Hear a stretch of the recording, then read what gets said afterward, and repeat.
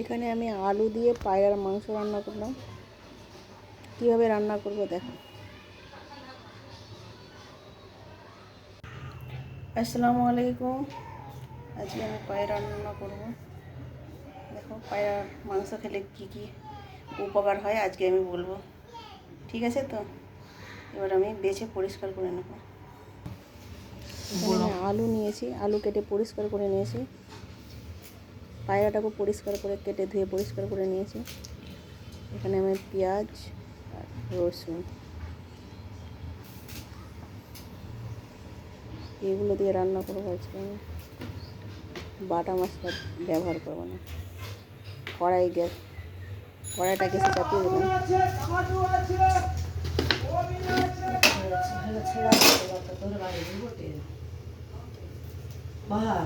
কড়াইটা গরম হয়ে গেছে, আবার তেল দিয়ে দিলাম। আবার তেলটা গরম হয়ে গেছে, এবার পেঁয়াজগুলো দিয়ে দেবো।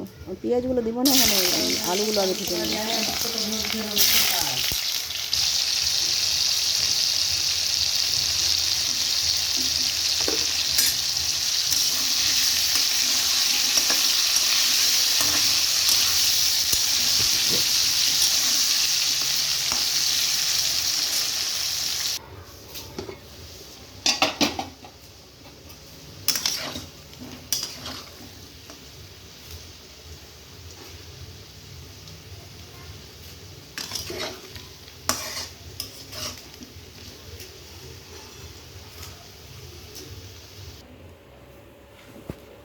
আলুগুলো ভাজা হয়ে গেছে, এবার একটু তেল দেব।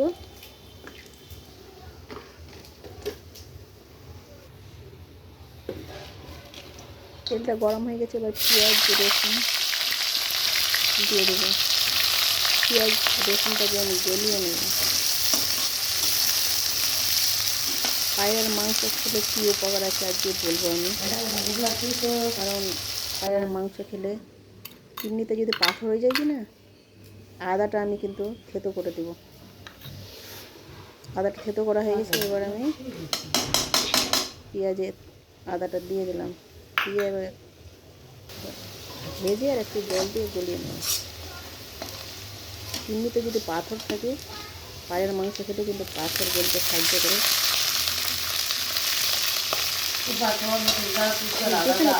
পেটে পাথর বা কিডনিতে পাথর বা গল ব্লাডারে পাথর থাকলে কিন্তু পায়রার মাংস খেলে কিন্তু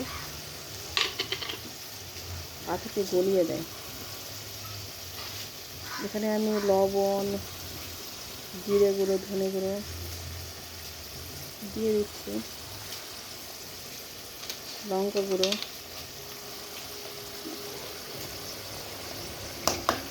হলুদ গুঁড়ো,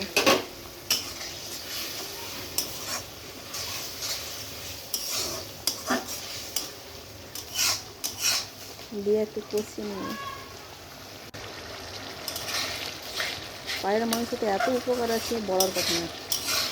তুমি যদি 15 দিনে যদি একটা পায়রা খেতে পারো, তোমার অনেকটা পাথর বলতে সাহায্য করবে। কিডনিতে যদি পাথর থাকে, কারণ যে পায়রা যদি পাথরগুলো খাই কি না, ওগুলোকে যদি গলিয়ে দিতে পারে, পাথর কেন গলাতে পারে না বলো? পায়রা মাংসতে অতিরিক্ত উপকার আছে। তোমার যদি সর্দি লেগে যায়, মাংস কষানো হয়ে গেছে কিন্তু মশলাটা আমি মাংসগুলো দিয়ে দিলাম।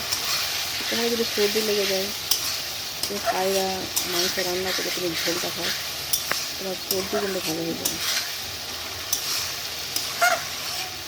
পায়রার মাংস একটা শক্তিশালী পায়রার মাংস, খুব উপকার। গোড়ে বাজারে পাথর থাকলে, পেটে পাথর থাকলে বা কিডনিতে পাথর থাকলে কিন্তু গলাতে সাহায্য করে পারে না। দেখো মাংসটা কষানো হয়ে গেছে, আর আলুগুলো আমি দিয়ে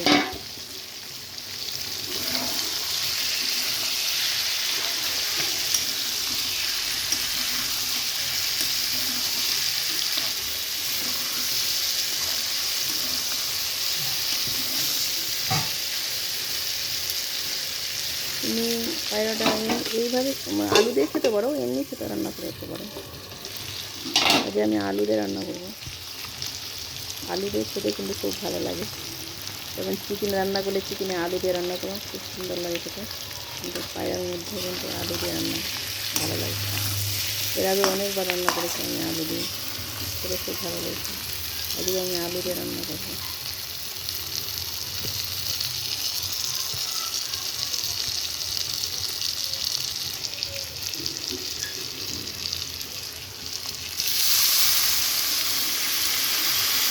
কষানো হয়ে গেছে, আমি জল দিয়ে দিলাম।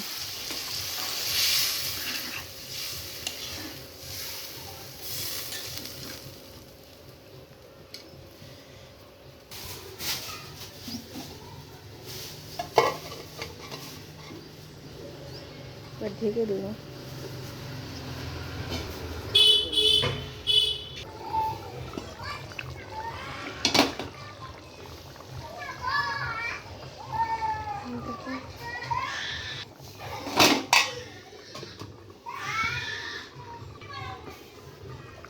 আর একটু ঢেকে দেবো।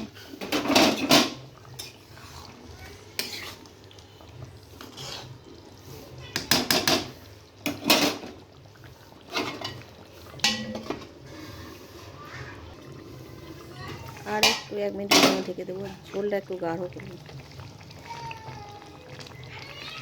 দেখো 1 মিনিট পরে চলে আসলাম। আবার ধনে পাতাগুলো দিয়ে দিলাম। ধনে পাতার ফ্লেভার কিন্তু আলাদা একটা স্যান্ট আছে, খেতেও কিন্তু খুব ভালো লাগে ধনে পাতা দিয়ে। ধনে পাতাগুলো ভিতরে ঢুকিয়ে দিচ্ছি আবার। ধনে পাতাগুলো কিন্তু একটু বয়স হয়ে গেছে ধনে পাতার। দেখুন তরকারিটা আমার কিন্তু অলরেডি হয়ে গেছে। আমার